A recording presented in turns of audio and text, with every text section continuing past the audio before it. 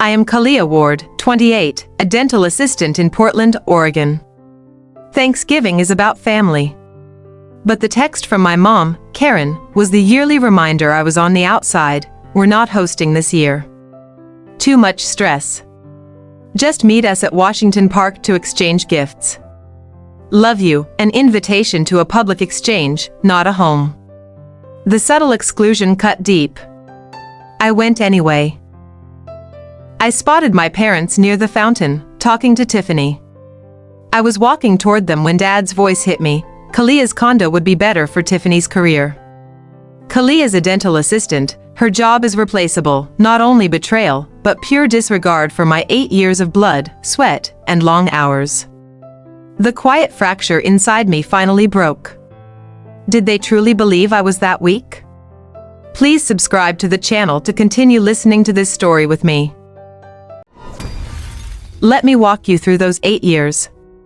While my sister, Tiffany, curated her brand, I was cleaning teeth, sterilizing instruments, assisting in complex root canals, and holding nervous patients' hands. Double shifts were my relentless norm. I learned to live on discipline. I saved every single tip, the dollar bills folded carefully in a small jar, and studied dental care manuals at midnight. My focus was surgical. It wasn't about a big degree, it was about building something unbreakable with my own 2 hands. That $300,000 condo near Tigard, a suburb of Portland, wasn't a splurge. It was the physical proof of my refusal to depend on them. It was my first space of true freedom. Every corner, from the freshly painted walls to the small herb garden on the balcony, reflected my discipline and dignity. My fortress. My hard-won peace in an expensive city.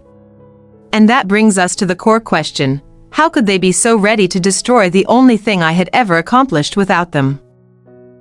Meanwhile, Tiffany was the golden child. After college, she became a full-time aspiring influencer, relying completely on my parents. They gave her an allowance that easily surpassed my monthly paycheck as a dental assistant.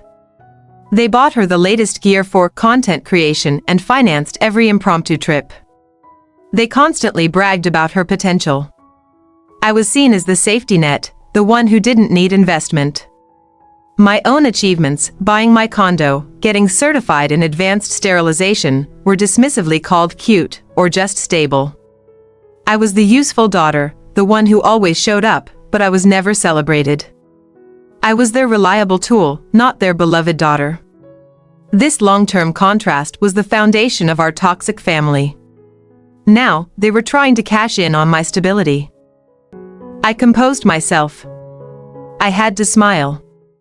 I was the responsible one. I wouldn't give them the satisfaction of seeing my pain. I walked up to them at the park, my hand barely trembling as I gave them a carefully chosen blend of Portland coffee. No one thanked me.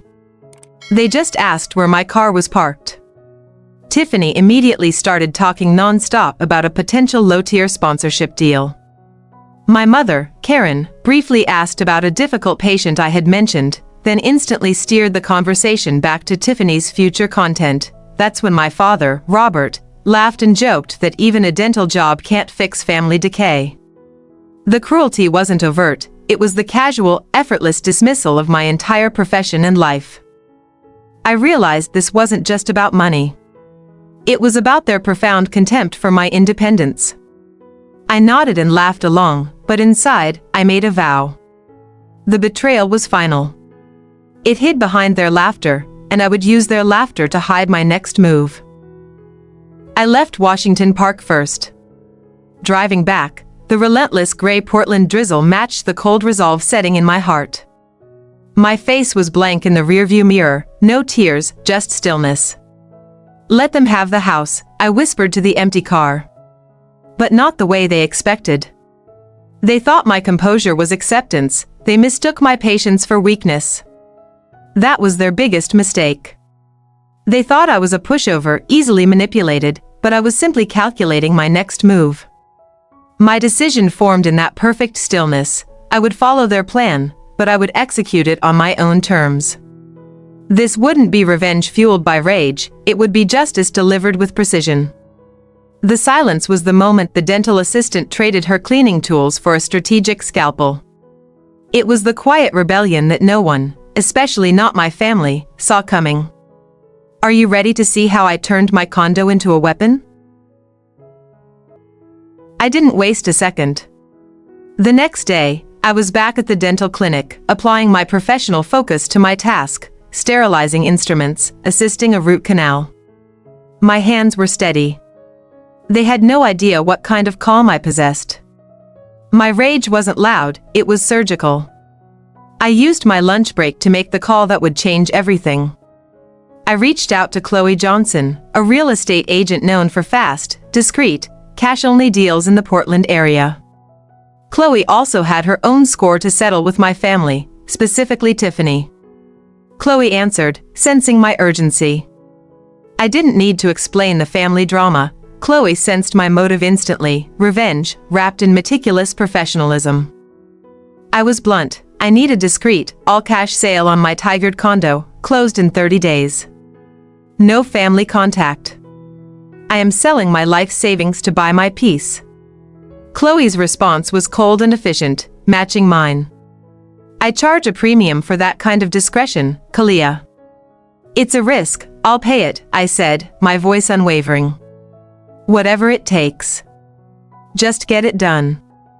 The moment she signed the listing agreement, the clock started ticking on my family's deception. They thought they were playing chess for my home, but they didn't know I had just called in the heavy artillery. The calm before a storm is the most dangerous time. The moment they thought they had won was the moment I started to win. Will my clinical precision be enough to outsmart their lifelong entitlement? The next few weeks were a relentless, exhausting blur. By day, I was the picture of competence at the dental office, hands steady for the scalpel, reassuring voice for the nervous patient. I couldn't afford to slip up, not when everything hinged on my focus. But by night, I was a spy in my own home. I juggled patients with endless emails to my lawyer and Chloe. I scheduled late-night meetings to sign documents when my family thought I was simply exhausted from all those double shifts. The hardest part was my parents' calls. They frequently checked in, asking if I needed help packing my old, tiny things or if Tiffany needed to stop by to take measurements. They were unknowingly applying pressure, speeding up my timeline. I had to carefully stage innocent, brief calls, hiding every trace of the impending sale. I lived in a state of high alert, the weight of secrecy pressing on my chest like a lead apron during a dental X-ray. It was exhausting. I was fatigued, but the constant betrayal was my fuel. The thought of the final, clean break, the surgical removal of the family rot, was the only thing keeping me going. They thought they had time to slowly execute their plan, but they didn't.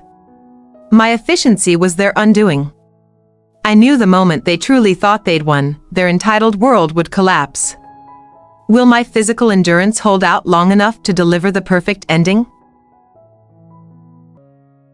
Every time the guilt pricked me, telling myself, they are still family, the memories flooded in, stark and sharp. I saw 19-year-old me, taking an extra bus route just to save the bus fare for my textbooks, while Tiffany, at the same age, was given plane tickets to Florida for a last-minute girls' trip she barely appreciated. That's how it always was. My efforts were met with silence, her frivolity was met with immediate, lavish support. This wasn't just old pain, it was the blueprint of our toxic dynamic. Their favoritism wasn't random, it was strategic. They constantly undermined my financial stability with backhanded comments while supporting Tiffany's mounting, frivolous debts in the name of potential. That favoritism, polished as love and nurturing her brand, now glowed in my memory like rot beneath enamel, a slow, deep decay no one wanted to admit existed.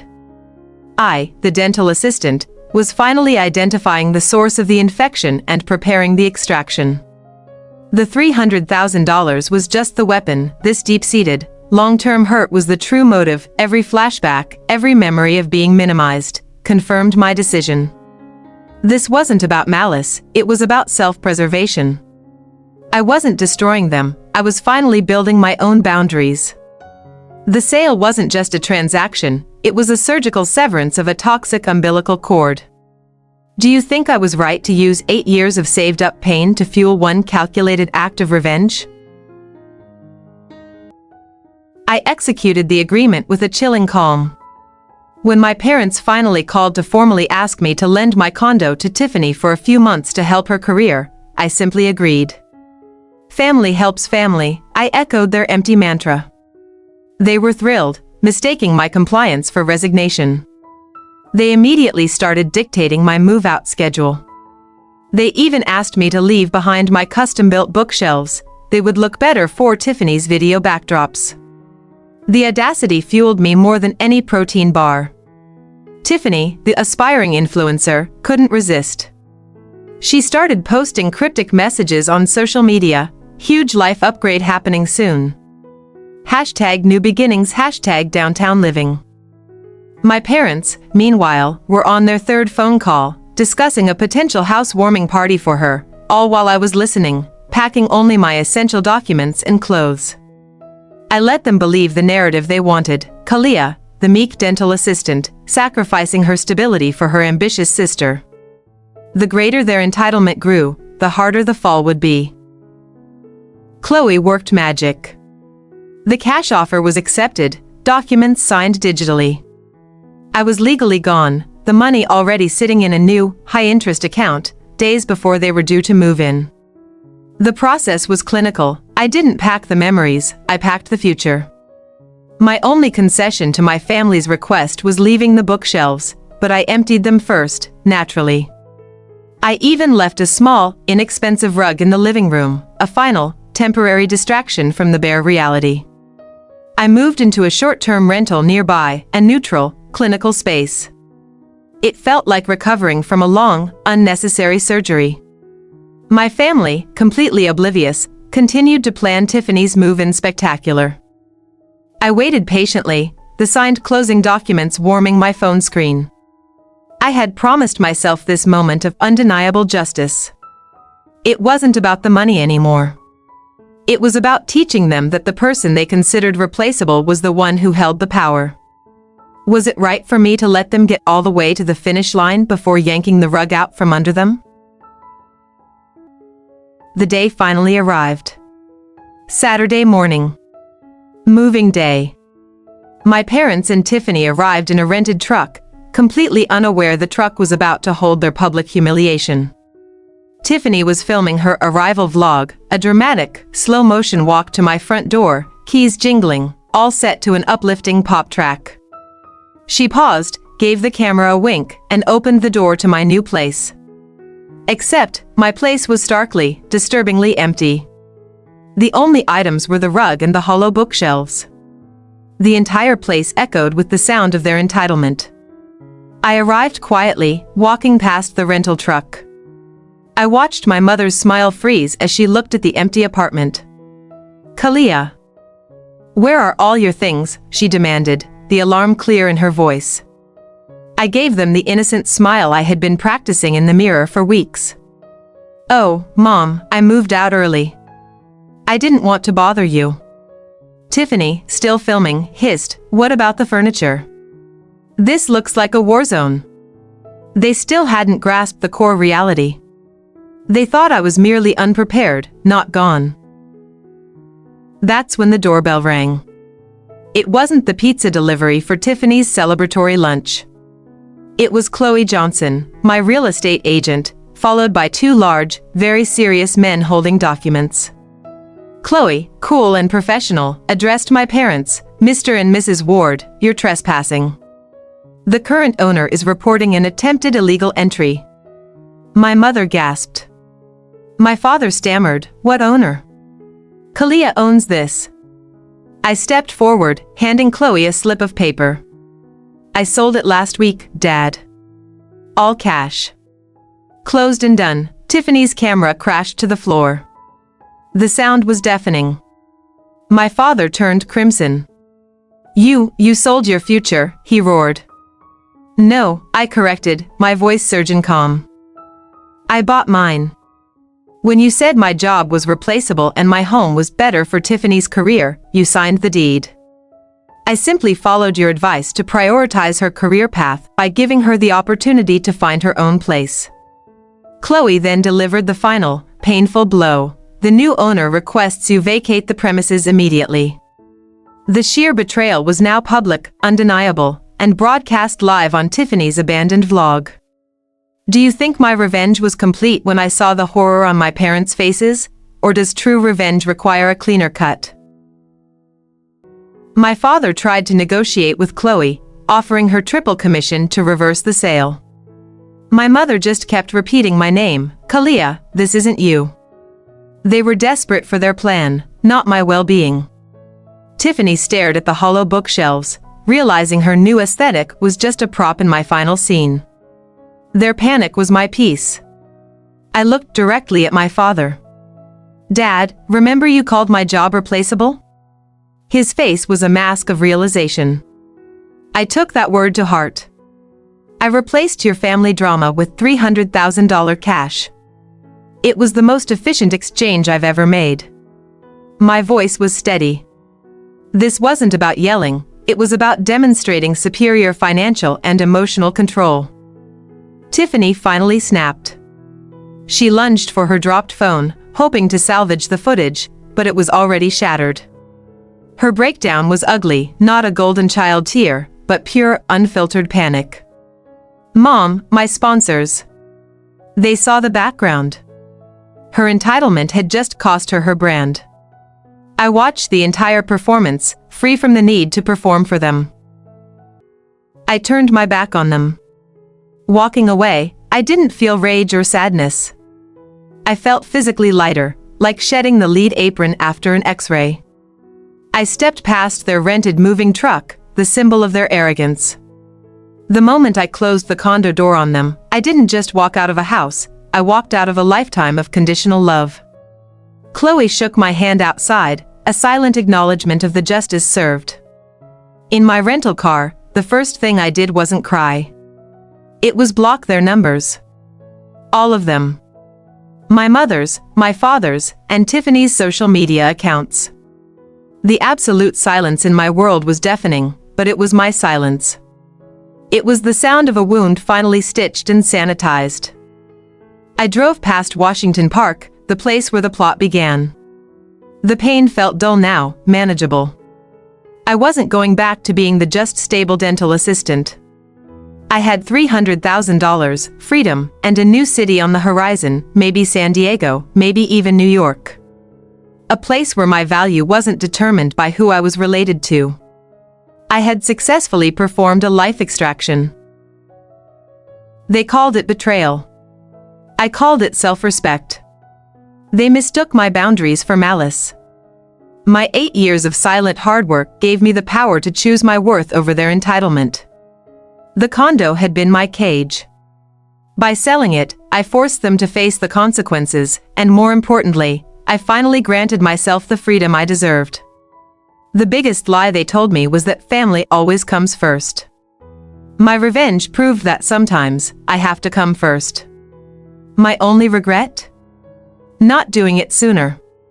The question is, was walking away from them, completely, financially, and emotionally, the most effective form of revenge, or do they need to suffer a public loss for this lesson to truly sink in? I spent 2 days in absolute silence. No texts, no frantic calls, just the deep, clean quiet of my new life. They tried calling my work, texting Chloe, even leaving comments on my old social media demanding I call back. They still couldn't comprehend the surgical severance. They believed a boundary was merely a temporary inconvenience. Then, the landline in my rental apartment rang. I almost didn't answer. It was Tiffany, calling from a blocked number. Her voice was pure hysteria. Kaliyah. You can't do this. Mom and Dad can't afford a second place for me. The bank loan for my influencer house fell through because of the moving truck disaster. You ruined everything, I let the silence hang. Tiffany, I stated, my voice clinical. I followed Dad's advice. I prioritized your career path by ensuring you must now stand on your own. My job was replaceable, your dream condo isn't. Tiffany was speechless. My father grabbed the phone, his voice laced with pure fear. "We need the cash. You were supposed to give us the $100,000 equity. We already put a down payment on Tiffany's new luxury car based on the condo sale." The betrayal was always rooted in money. His entitlement was cracking. "Dad, that money was earned by the replaceable dental assistant. It purchased my freedom. You taught me the value of independence. You no longer get a say in my financial decisions." I heard my mother whispering a frantic apology in the background. Too late. The severance was complete. I hung up the phone, a final, definitive click. I hadn't destroyed them, I merely showed them the consequences of treating people as disposable assets. Their financial crisis was a direct result of their own entitlement. I was free. But I knew this wouldn't be the end. They would escalate. How far do you think my parents will go to try and reclaim the money they believe they're entitled to? I had spent so long trying to earn their approval, trying to prove the dental assistant was worthy of their golden family.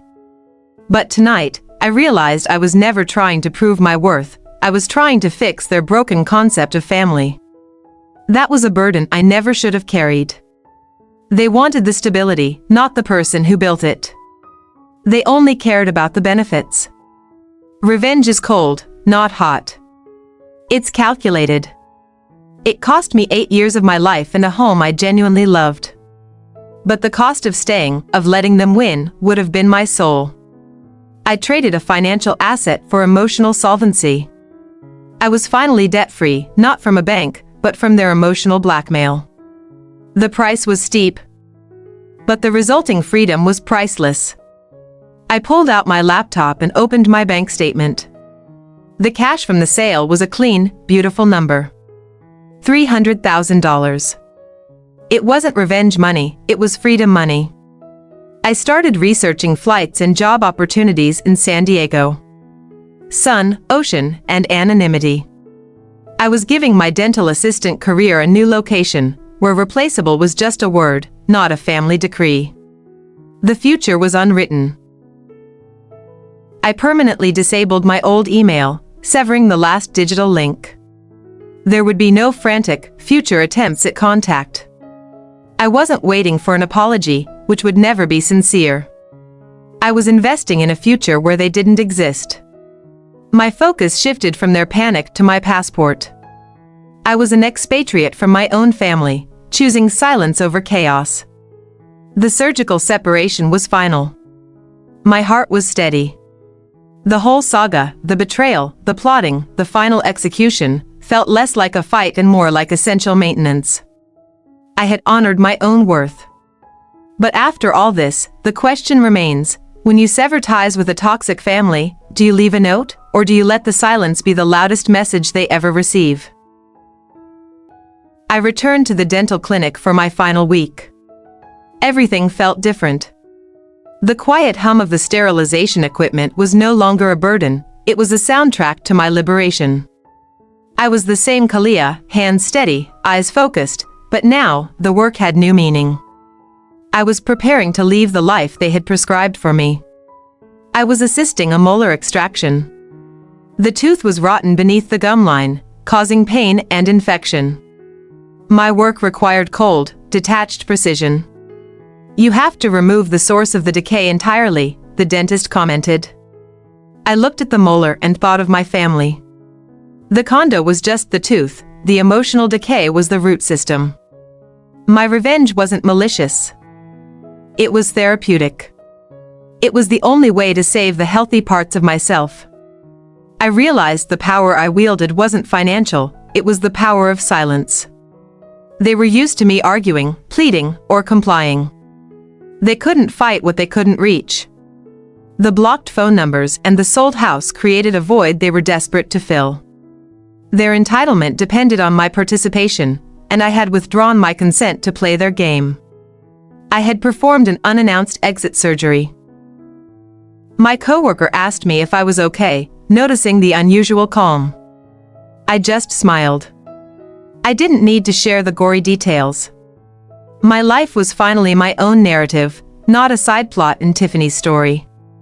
The $300,000 was the down payment on my sanity, buying me the space to define my own worth, far away from their toxic validation.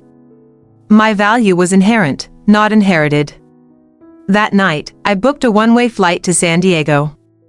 The sun. The ocean. A clean break. I wasn't running from my family, I was running to a life where I could simply be Kaliyah, dental assistant, without the baggage of Ward family drama. The anonymity of a new city was the most appealing aspect. I wouldn't have to explain my existence or justify my success. I finished sterilizing my final set of instruments. Clean, ready for the next person. I handed in my badge and looked back at the clinic, recognizing the finality of this chapter. The closure was physical, financial, and emotional. I had taken control of my narrative, transforming betrayal into empowerment. Now, as I walk away, leaving Portland and my past behind, I need to know, do you believe true freedom comes from financial independence, or is it only achieved when the emotional baggage is completely discarded? I was finally on the plane, heading south. Looking down at the patchwork of Oregon, the physical distance mirroring the emotional gulf I had created. The $300,000 was just currency. The real wealth was the space I had bought between myself and their toxicity. The stale recycled air tasted like pure freedom. They called my act cruel, but their cruelty was slow, deliberate, and sustained over 30 years. Their final plot, stealing my condo at Christmas, was the point of no return. It confirmed that their love was purely transactional, contingent on what I could sacrifice for their golden child. That cold, hard realization was the key to my liberation. As a dental assistant, I understood that sometimes you can't save a tooth. You must perform an extraction to save the health of the entire mouth. That's what I did. I surgically removed the source of chronic pain. It was a violent act, yes, but necessary. They felt the extraction, I felt the healing. I often wonder about Tiffany's face when the cameras stopped rolling and the reality hit. Her foundation was debt, and her stability was my sacrifice. Her entire brand was built on my replaceable existence. Watching her vlog crash to the floor was the sound of a carefully constructed lie imploding. She lost the future they handed her. My parents believed entitlement was a birthright. They saw me not as a daughter, but as a silent partner in their ongoing scheme to fund Tiffany. They never asked, they demanded. Their panic on the phone wasn't grief for a lost daughter, but for lost collateral. That distinction is everything. It makes the pain less sharp. This wasn't revenge, viewers. It was an extreme act of self-love. I chose myself. I chose my $300,000 of savings, which was the physical manifestation of my 8 years of self-respect. I bought the quiet, the boundary, and the knowledge that my hard work belonged only to me. That is the definition of true financial freedom. I learned a profound lesson: the quiet ones are the ones to fear. They listen, they calculate, and they wait. My compliance taught them to overlook me, my silence taught them to fear my next move. The final, definitive click when I hung up the landline was the strongest word I'd ever spoken. I wasn't just silent, I was closed for business. Stepping off the plane, the San Diego sun felt different. It was warm, non-judgmental. My past life, the gray drizzle of Portland, the constant pressure to perform, felt like a distant memory. I was Kaliyah, soon to be Californian. I carried only 2 suitcases, one for clothes, one for the laptop containing my bank balance. Everything else was disposable. They thought they could steal my future. Instead, I redefined it. The condo had never really been about real estate. It had been about finally declaring that I deserved better, and that I was right to demand it. The only thing I regret is not trusting my own instincts sooner. Never wait for permission to protect your own stability. I walked away from them, leaving the chaos behind. I'll never know their fate, and I don't need to. But I want to hear from you. Do you think walking away without a final, public letter was the right move, or would a definitive statement have given me even more closure? Share your thoughts below, like, and subscribe for more stories of quiet strength. Stepping off that plane in San Diego felt like walking out of a long, cold winter and straight into the sun. The air smelled of salt and possibility, not stale Portland rain and family deception. The cab ride to my new rental, a small, bright place near the ocean, was silent, and that silence was the loudest, most beautiful sound I had ever heard. I was anonymous. I was safe. I was finally just Kaliyah, not Kaliyah the doormat daughter. I spent the first night with my laptop open, staring at the $300,000 balance. The number wasn't just money, it was 8 years of my life given back to me. It was the physical proof that my labor had value, despite what my parents claimed. I had traded a conditional family for an unconditional future. I realized the true cost of their betrayal was them losing me, not me losing a house. I immediately started the job hunt. I didn't need to overwork, but I needed structure. I found a small, boutique dental office near La Jolla. They valued my precision and my calm demeanor. When I interviewed, I didn't mention my family, my condo, or my past life. I talked about molar extractions and clean margins. A fresh start meant a clean curriculum vitae, emotionally speaking. My old Portland life was sealed off by the simple power of the block button. I knew they were panicking, contacting distant relatives, but their drama was no longer my reality.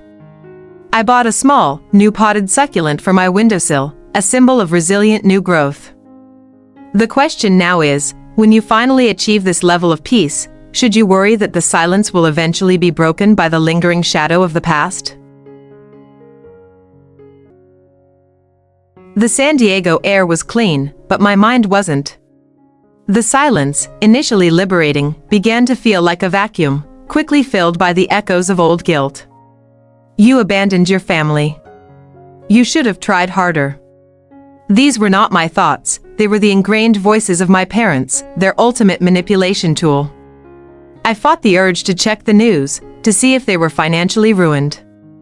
I remembered the Christmas dinner, the turkey, the carols, and their smiling faces right before I overheard the plot. They used the sanctity of the holiday, the one time they pretended to value family unity, as cover for their cruelest act. That memory was my shield against the guilt. A family that weaponizes Christmas is not a family I am obligated to save. I walked along the beach, the vast ocean symbolizing the endless possibilities I now had. The guilt whispered, "What if they apologize?"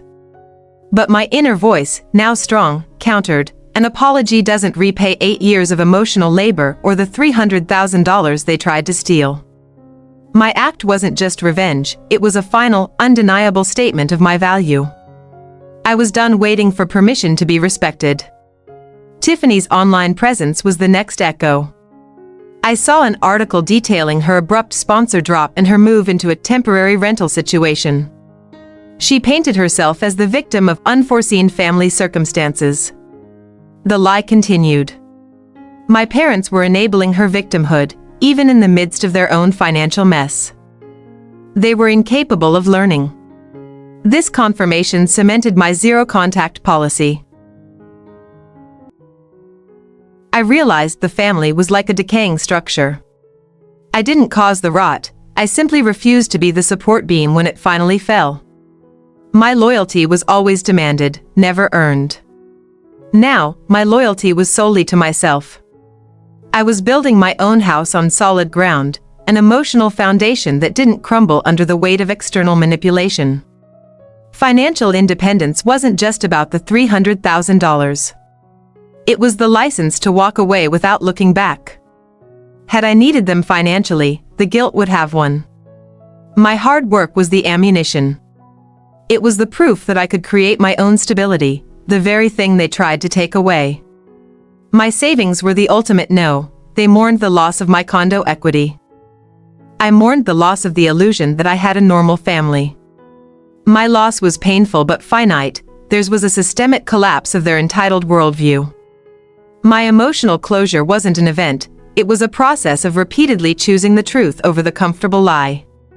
The vastness of the Pacific Ocean helped, reminding me how small their drama truly was. My recovery is ongoing. The shadows of old guilt are powerful, designed to pull you back into the fire. But I resist. I choose the sun. I choose my worth. This story is my final, definitive act of cleansing. If you have walked away from a toxic family, how long did it take for the echoes of guilt to finally fade? And what was your greatest tool for resistance? 3 weeks into my San Diego life, the quiet curiosity became too much. It wasn't about lingering guilt anymore, it was about detached, scientific inquiry. Why was my father so desperately calling for that $100,000 equity? I hadn't just blocked their numbers, I quietly accessed public financial records for the first time. I needed to understand the deep, core why behind their calculated entitlement. The silence was over, broken by the relentless clicking of my keyboard. This was post-mortem analysis of my old, dead life. What I found was shocking, yet entirely expected. Their stable life in Portland was a complete financial myth.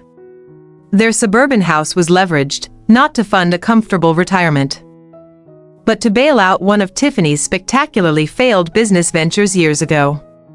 They were sinking, and my condo was their final, desperate lifeline. It wasn't about giving Tiffany a new home, it was about covering an old, colossal debt that was about to collapse on them. I was never a daughter, I was a hidden financial asset. Tiffany wasn't the golden child because she was genuinely beloved, she was purely the golden investment. Every failed venture, every desperate house plot, was an attempt to hit the financial jackpot. They prioritized her not because she was a better person, but because she was the high-risk, high-reward gamble. My dental assistant income was their reliable dividend. The steady collateral for their schemes. I was merely the dependable safety net. The discovery brought pure, freezing clarity. No anger, just cold confirmation. They didn't betray me, they definitively revealed their true character. The Christmas plot wasn't a sudden evil act, it was the final, desperate move in a long, fraudulent financial game they were losing. Selling the condo didn't just save my future, it removed the structural support from their entire web of elaborate lies. They weren't just poor parents, they were calculating, opportunistic fraudsters who viewed me as collateral. This final, definitive truth was the real closure. I didn't cause their downfall, I simply prevented them from using me to climb out of the massive hole they dug for themselves. My stability was no longer their tool. The sun shone brighter over the Pacific, completely washing away the toxic shadows of Portland. My silence became the ultimate statement of sovereignty. Now that I know the full depth of their financial deception, do you think I should leak the public records, not for revenge, but to finally protect other potential targets from their entitlement and their persistent lies? I stood watching the San Diego sunrise, the light hitting the Pacific in a burst of clean gold. This was the moment of my final breakthrough. I realized my anger wasn't solely directed at them, but at the part of me that had allowed the abuse to continue for so long. The real freedom came not from punishing them, but from forgiving myself for believing their lies and for waiting 30 years to protect my own peace. The deepest truth I discovered wasn't in public records, but in my own reflection. They weren't just bad parents, they were broken people who needed a scapegoat and a safety net, and I filled both roles perfectly. My revenge wasn't about the money, it was about forcing them to face the broken reality they had constructed.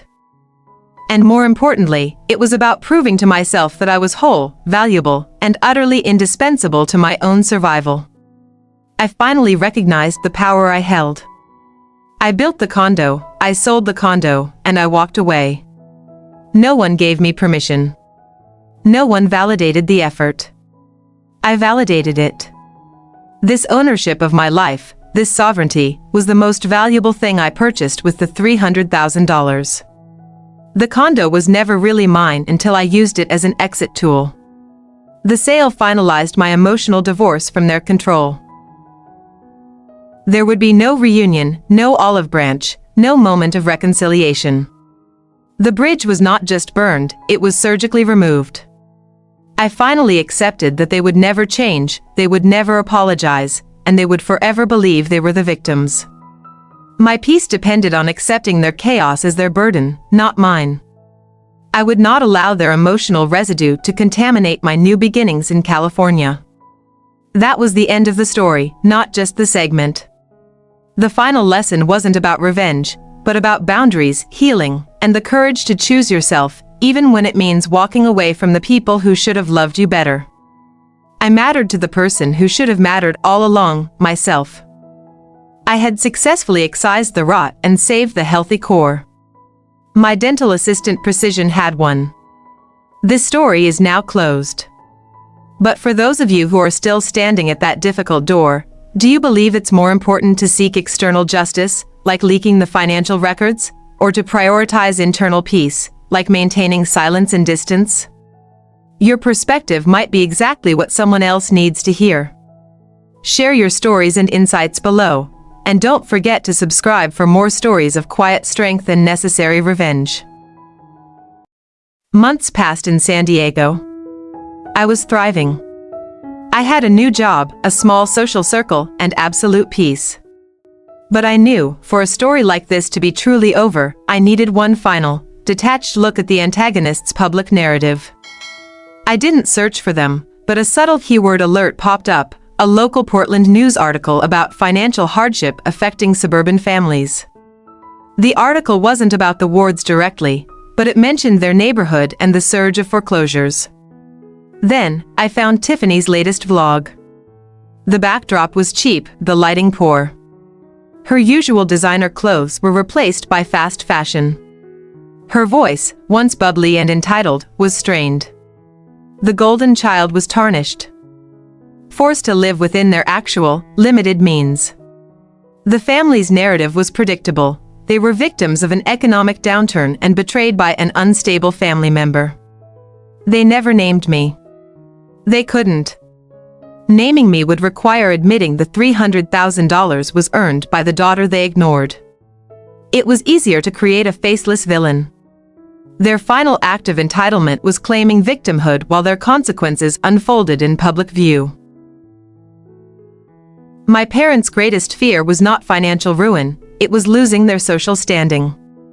The whispers in the neighborhood, the questions about Tiffany's sudden downgrade and their strained finances, were their true punishment. They were trapped in the suburban mythology they had carefully constructed, unable to admit that their schemes had imploded because I, the scapegoat, had walked away. Tiffany's vlog comment section was a beautiful sight. Her followers were confused.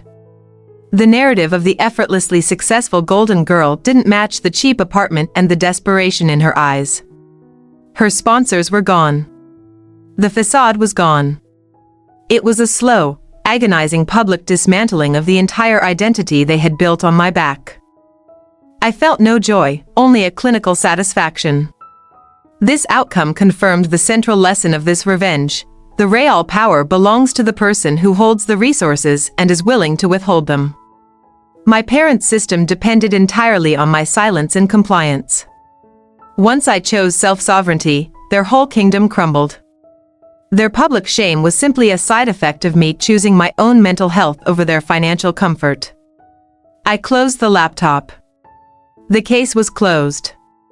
They were suffering the consequences of their own choices, not my malice. I hadn't destroyed them, I had simply stopped supporting their delusion. The sun was fully up now.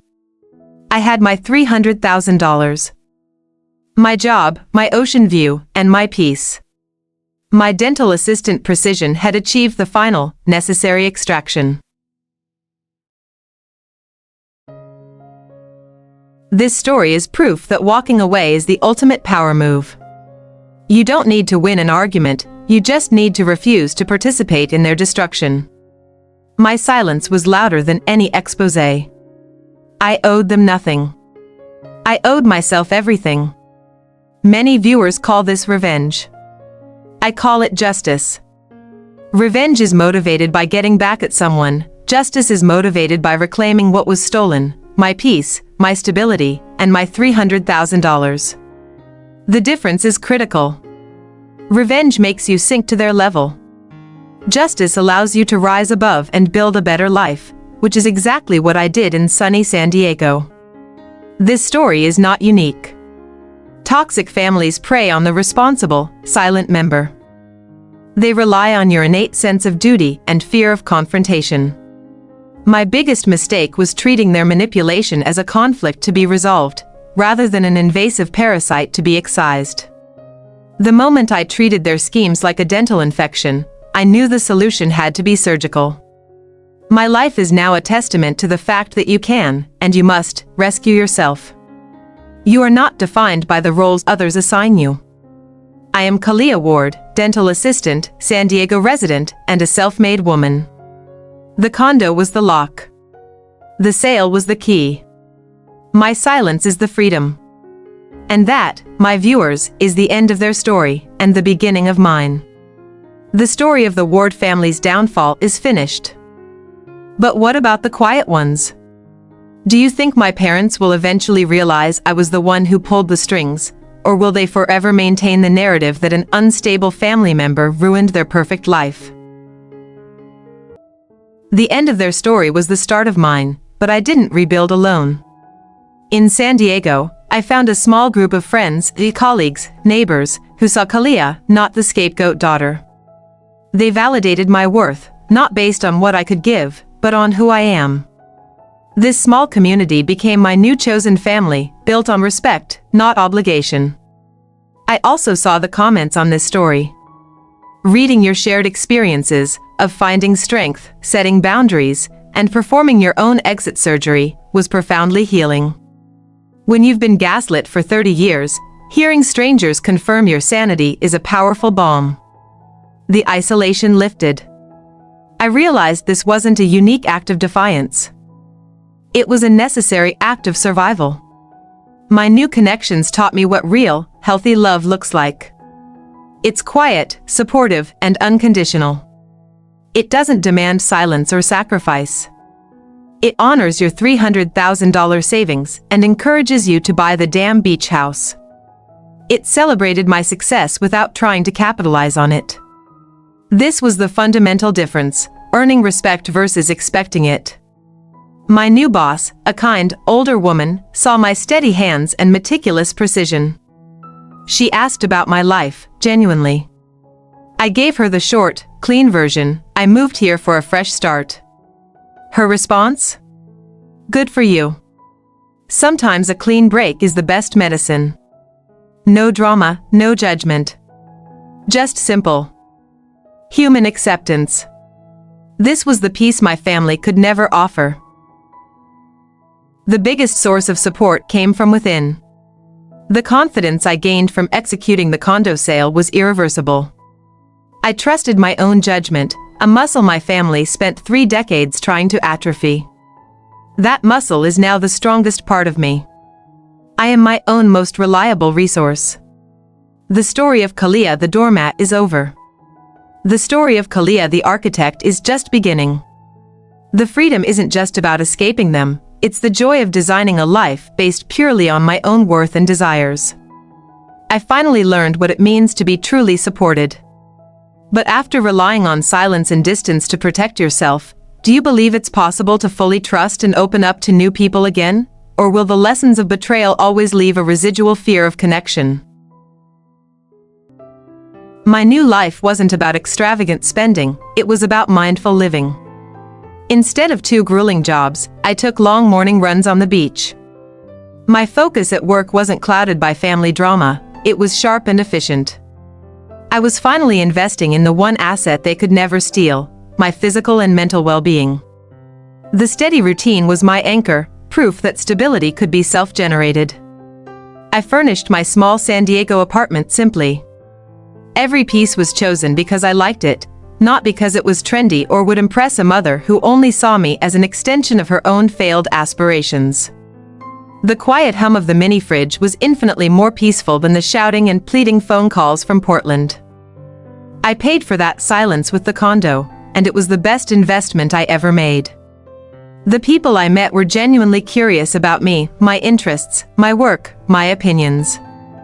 Not my family's status or my ability to solve their crises. They were real, reciprocal connections. I learned to talk about things other than work and family obligation. I had conversations where the sole topic wasn't Tiffany's latest drama. It was liberating to realize that healthy relationships exist outside of genetic obligation. The greatest internal victory was killing the fear. The fear of confrontation, the fear of judgment, and the paralyzing fear of being truly alone. I proved to myself that I was resilient, resourceful, and capable of constructing joy without external validation. The family had relied on my compliance rooted in fear. By acting decisively, I not only achieved revenge but also permanently eliminated their control mechanism. I celebrated the anniversary of the condo sale, my Independence Day, with a quiet dinner on the beach. It was a private ceremony of self-affirmation. I toasted to the $300,000, not as a financial sum, but as the price of my emotional emancipation. That night, I knew I would never look back. My life in Portland was a prologue of someone else's story. My life in San Diego is the triumphant novel of my own making. While my parents dealt with foreclosure whispers and Tiffany navigated life without sponsors, I was enrolling in advanced dental hygiene courses. They were preoccupied with survival, I was focused on growth. Their world was shrinking, built on debt and deceit. Mine was expanding, built on competence and cash. The contrast was the most satisfying form of justice, a true, measurable divergence of destinies. The last toxic residue was the role of the victim. My family wanted me to play the angry, betrayed daughter. I refused. Anger is a leash. I chose indifference. By refusing to engage in their drama, I took away their power to define me. I wasn't their victim, I was their consequence. I was simply the one who cleaned up the financial mess, starting with the biggest debt, the debt of emotional obligation. The comments from all of you, sharing your own tales of escape and self-rescue, truly cemented my final conviction. Family is not just blood, it's who respects your boundaries and cherishes your peace. My new San Diego life, supported by new friends and validated by this online community, is proof that you can always find your true tribe. My final advice for anyone trapped in a toxic cycle: stop looking for their redemption. Start looking for your exit strategy. The moment you decide to save yourself, the revenge is already won. It's not about the moment the bomb drops, it's about the peace you find in the aftermath. I am free. My past is a closed, cautionary tale. I am grateful for my strength and your support. But what about the financial element? If you were in my shoes and knew their public financial collapse was imminent, would you have waited for that public fallout, or was the immediate, quiet, self-rescue the better, more precise revenge? I kept my old phone, not to contact them, but as a digital graveyard. Watching the Portland contacts turn gray, fading into irrelevance, was its own kind of therapy. My sister's name, once a source of anxiety, now just a dormant file. They were no longer active players in my life, they were artifacts of a life I survived. The distance became emotional, not just geographical. I took a deep breath and opened the old photo folder. Pictures of forced Christmas smiles and obligatory birthday dinners. I saw my younger self, trying too hard to please. I didn't delete them in anger, but with clinical precision, like excising a tumor. The memories still exist, but their power over me is nullified. I am the archivist of my own life now, and I choose what remains. Months later, a call came from an unknown number. My father's voice, desperate, pleading, "Kaliyah, we need to talk. Tiffany is struggling." The script hadn't changed. They still expected me to ride in as the savior. I hung up. No anger. Just a simple, firm closure. The call proved the success of my revenge. They were talking to the consequences, not the daughter. I I learned through a distant cousin that my mother was telling people I had moved to San Diego for a high-level corporate transfer, not to escape them. She needed the narrative of success to maintain face. This final lie was liberating. It meant I was free to define my own reality, knowing they were trapped constructing theirs. Their deception was my shield. In Portland, I spent Sundays preparing for the next week's familial emotional labor. In San Diego, I spent Sundays at a pottery class. My hands, once skilled at assisting dental surgery, now shaped clay. The creative act was proof of my unburdened mind. The weight was gone. The emotional bandwidth, once consumed by their drama, was now dedicated to joy and self-discovery. I built a new definition of family, people who celebrate your victories without calculating their cut, who offer support without expecting perpetual sacrifice. My new friends were curious about my past, but they accepted my silence about it. They didn't push. They honored the boundaries I had surgically created. This is what unconditional regard looks like. The echoes of old guilt, which haunted me initially, grew faint and died. Guilt is the fear that you did something wrong. I realized I had done something necessary. My final act was not selfish, it was an act of extreme self-preservation. When you choose your survival over someone else's dysfunction, the only appropriate emotion is pride. Tiffany's golden spotlight had dimmed entirely. She was forced to get a regular job, something that required actual work, not just influencer posing. The reality check was painful for her, but it was fair. She was learning the value of labor, a lesson she never received while standing on my shoulders. I wished her well, not out of love, but out of absolute detachment. The ultimate trophy of my revenge wasn't the $300,000, but the ability to sit quietly, watching the sun set over the ocean, without a knot of dread in my stomach. The silence wasn't a vacuum anymore, it was a sanctuary. The knowledge that I was untouchable, stable, and autonomous was the most potent defense against their past manipulation. The final lesson is that the only true path to freedom from toxicity is the refusal to engage. They sent flying monkeys, I blocked them. They called, I hung up.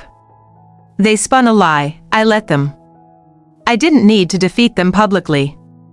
I needed to defeat the part of me that still cared what they thought. And that victory was achieved in the quiet privacy of my San Diego apartment. I chose the dental assistant's path, precise, clean, and focused on restoration. I restored my life. I restored my bank account. I restored my soul. The past is not a haunting. It is a sealed reference file, confirming that I am a survivor, an architect, and the author of my own happy ending. My old relationships have completely faded. The final layer of protection is complete. But tell me, for those of you who have made a clean break, do you ever find yourself subconsciously testing new people, waiting for them to reveal the same betrayal your family did? Looking out over the Pacific, I see my future, and it is entirely unburdened. It is a future defined by my goals, not their needs. I'm saving for a real down payment on a house, a real beach house, where the deed is safely in my name, purchased with the integrity that my Portland family lacked. This isn't just a move, it's a foundation for generational financial health. The quiet strength that allowed me to work 2 jobs and save $300,000 is now redirected. It's no longer the strength of compliance, it's the power of conscious creation. I am no longer the quiet daughter who fixes problems, I am the decisive woman who prevents them. I didn't need a loud fight to win, my victory was the perfect, silent execution of an exit plan. At the dental office, I'm known for my meticulous records and patient care. My boss is talking about sponsoring me for a specialized hygiene certification. The money I'm investing in these courses isn't just about career growth, it's about establishing professional excellence that is entirely separate from my past. My competence is my final, unassailable boundary. The $300,000 sits in a high-yield savings account, untouched. It is my freedom fund. Every dollar represents a year of being gaslit, yet every dollar is now a tool for my future, not a lifeline for theirs. Financial independence isn't just a number, it's the shield that keeps their toxic demands from ever reaching me again. It bought my peace and my future. There is no what if. I don't look back and wonder if I should have been kinder, or if I should have given them the money. That path led only to self-destruction. The only regret is that it took me 30 years to recognize my own worth and act on it. But now that the lesson is learned, the chapter is sealed, and the protagonist, me, is finally, fully empowered. I learned that a boundary isn't something you politely ask for, it's something you simply enforce. It's the difference between saying, "Please stop calling," and quietly changing your number. My silence wasn't fear, it was my enforcement. My action was my final, ultimate word. I will never again allow my innate desire for peace to be exploited by those who demand endless sacrifice. The most important relationship I built this year was the one with myself. I treat myself with the respect, honesty, and unconditional regard that I deserved all along. I listen to my needs. I protect my energy. That is the true, lasting legacy of this story, self-love as an act of powerful, necessary revolution. From San Diego, Portland is a distant, rainy memory. My sister's struggling vlogs are now just white noise, instantly muted. The entire drama has been neutralized. I have exchanged the obligation of the past for the infinite possibility of the future. This is what true escape looks like, not running from something, but running toward everything you deserve. Remember, your worth is not tied to your utility to others. If your family, your partner, or your friends are trying to bankrupt you emotionally or financially, they are not your loved ones, they are your creditors. And sometimes, the only way to pay the debt to yourself is to declare bankruptcy on the relationship. It's harsh, but it's the truth. I close this story not with a curse for my family, but with a blessing for my future. I am accountable only to myself. My life is clean, secure, and entirely mine. The dental assistant had one final, perfect procedure, the full and complete extraction of toxicity. The recovery is glorious. The story ends here, but your journey continues. If you were to start a new, hopeful chapter tomorrow, what is the one toxic person or obligation you would surgically remove to make room for your own peace? We've reached the end of Kaliyah's story, but the conversation is just beginning. What did we truly learn from her perfect exit?